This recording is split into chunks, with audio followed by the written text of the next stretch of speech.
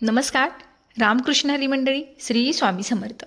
आपला विवाह, शिक्षण, आरोग्य, संतती व्यवस्थित व्हावी, लवकरात लवकर व्हावी, म्हणजेच योग्य वेळेतच व्हावे असे आपल्या प्रत्येकाला वाटत असते. त्यामुळे आपण स्वामींची कोणती उपासना करावी, कोणती सेवा करावी हे आपण आजच्या व्हिडिओमध्ये जाणून घेऊया. बघा, आपल्या जीवनात विवाह, शिक्षण, आरोग्य, संतती हे 4 अतिशय महत्त्वाचे विषय आहेत. विवाह नीट होऊन सौख्य प्राप्त व्हावे, आपल्या उत्तम आरोग्य व चांगली संतती व्हावी ही प्रत्येकाची इच्छा असते. त्यासाठी आपण स्वामींची नित्य उपासना केल्यास आपल्या वरील बाबींमधील अडअडचणी दूर होऊन यात शंकाच नाही. प्रत्येकाला वाटत असतं आपल्या मनासारखा जोडीदार मिळावा. जोडीदार शिकलेला असावा, व्यवस्थित असावा, म्हणजे जसा आपल्या इच्छेप्रमाणे तसाच असावा. पण बघा, त्यातही काहीतरी अडचणी येत राहतात. तर विवाहासाठी आणि विवाह सौख्यासाठी आपण स्वामींची कोणती उपासना करावी? विवाहाच्या संदर्भात सर्वसामान्य व्यक्तींना अनेक समस्या असतात. कोणाचा विवाह लवकर जुळत नाही, तर कोणाचा घटस्फोट होतो. कोणाला विवाहाचे सुख नसते, तर कोणाचा नवरा व्यसनी असतो. अशा अनेक विवाह व विवाहाशी संबंधित समस्या असतात. या समस्यामधून मार्ग मिळवण्यासाठी आपण स्वामींना शरण गेल्यात ते निश्चितच आपल्याला मार्ग दाखवतात. बघा, आता प्रत्येकाची अडचण वेगवेगळी असू शकते. काही लोकांची एकतर लग्न लवकर जमत नाहीत आणि जरी ती जमली तरी त्यांना विवाह सुख काहीही मिळत नाही. म्हणजे बघा, विवाह अडचणी इतक्या येत राहतात की विवाह होऊन सुद्धा त्या विवाहाचं सुख आपल्या नशिबात नसतं. खूप साऱ्या अडचणी येत राहतात. त्याचबरोबर विवाह झाल्यानंतर आपल्याला संतानप्राप्तीसुद्धा लवकर होत नाही. पण आपण जर स्वामींची सेवा केली, उपासना केली, तर आपल्याला नक्कीच ह्यात फरक जाणवेल. विवाह लवकर जुळण्यासाठी स्वामींची कोणती उपासना करावी, कशी करावी? बघा, विवाह जुळण्यासाठी स्वामींची उपासना केली तर आपल्याला नक्कीच फरक पडेल आणि मार्ग मिळेल. तर कोणते आहे हे आपण जाणून घेऊया. जर तुमचा विवाह लवकर जुळत नसेल, म्हणजे बघा, आता आपल्याकडे पाहुणे बघायला येण्याची पद्धत असते. पाहुणे येतात आणि बघून जातात, पण त्यांचा काय आपल्याला होकार येत नाही. असं खूपदा होतं, म्हणजे बरीच वर्ष ह्याच्यात निघून जातात, पण एकतर आपल्याला पसंत पडतं किंवा त्यांना पसंत पडत नाही, असं होत राहतं आणि ह्यातच दिवसांदिवस आपला दिवस निघून जात असतो. तर त्यासाठी तुम्हाला एक उपाय सांगत आहे. उपाय खूप खात्रीशीर आहे. बघा, दर गुरुवारी अक्कलकोट स्वामींच्या मठात जाऊन रुक्मिणी स्वयंवर पोथी मनापासून वाचावी व स्वामींना लवकरात लवकर विवाह जुळून येण्यासाठी साकडे घालावे.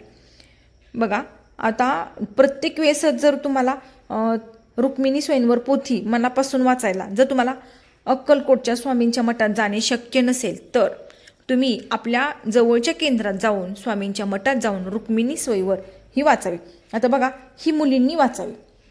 ह्याने लवकरच तुमचे योग जुळून येतील. त्याचबरोबर स्वामींच्या मठात मुलींनी विवाह जुळून येण्यासाठी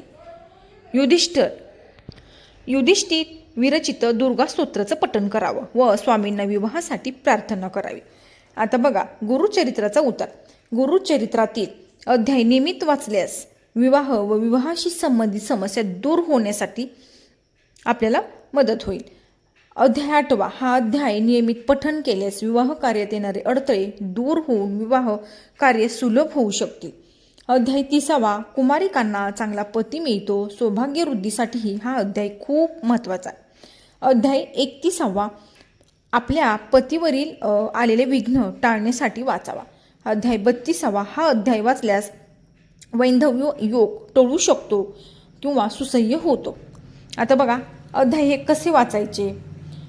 विवाहाशी संबंधित गोष्टीसाठी समस्यांसाठी मार्ग काढण्याकरता गुरुचरित्राचे वाचन करावे.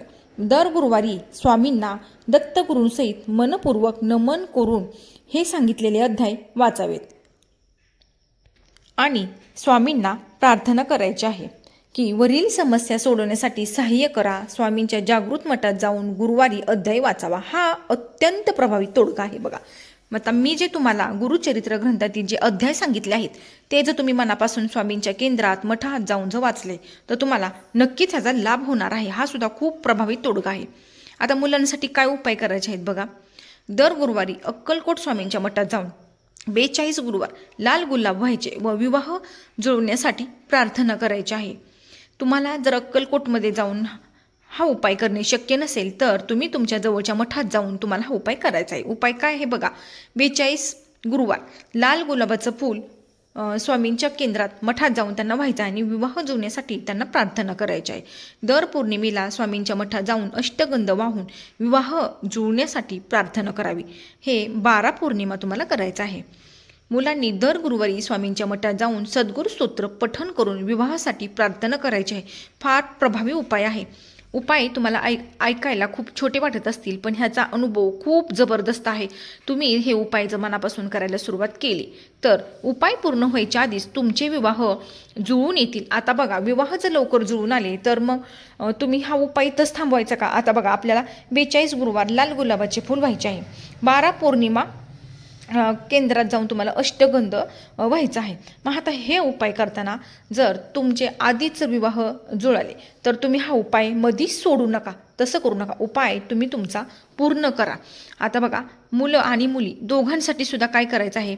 अक्कलकोट स्वामींच्या मठात दर गुरुवारी जाऊन किंवा आपल्या जवळच्या मठात जाऊन स्वामींना ओली हळद अर्पण करून विवाहाची प्रार्थना करायची आहे. हा सुद्धा अत्यंत प्रभावी उपाय आहे. आता विवाहाचा मंत्र कोणता आहेत बघा.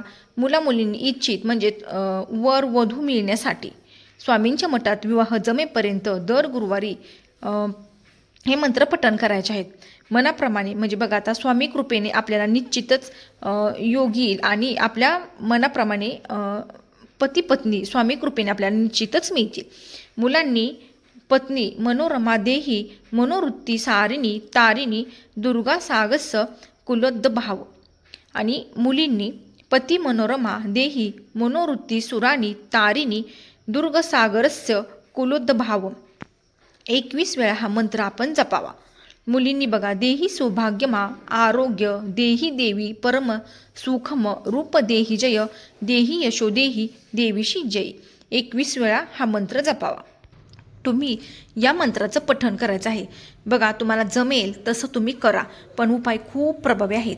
त्याचबरोबर विवाह समस्येसाठी स्वामींची सेवा आणखी एक सांगते बघा तुम्हाला मी. हा सुद्धा उपाय खूप प्रभावी आहे. स्वामींच्या मठात दर गुरुवारी किंवा पौर्णिमेला जाऊन स्वामींना प्रार्थना करायची आहे की हे स्वामी राया, माझा विवाह लवकरात लवकर होऊ दे व पिवळ्या अक्षदा मुलामुलींनी व्हायच्या आहेत. आणि अक्कलकोट स्वामी स्तोत्र महात्म विवाह जमेपर्यंत तुम्हाला पठण करायचं आहे. बघा, खूप सोपा आणि तुम्हाला यात खर्च 1ही रुपया खर्च होणार नाही. पिवळ्या अक्षदा फक्त मुलामुलींनी व्हायच्या आहेत आणि त्यांना प्रार्थना करायची आहे मनापासून की स्वामी राया, माझा विवाह लवकरात लवकर होऊ द्या. तुम्ही जर अशी प्रार्थना केली तर तुम्हाला लवकरच विवाह योग जुळून येतील आणि तुमच्या मनाप्रमाणे म्हणजे तुमच्या मनात जशी मुलांच्या मनात मुलांविषयी आणि मुलांच्या मनात मुलींविषयी जशी तुम्हाला पाहिजे तशी वधूवर दोघांना सुद्धा मिळणार आहेत. त्यामुळे हा उपाय खूप प्रभावी आहे. मी तुम्हाला जे आता उपाय सांगितलेले आहेत त्यातील तुम्ही कोणताही एक उपाय तुम्ही चालू करा. तुम्हाला लवकरच विवाहाचे योग जुळून येत असतील.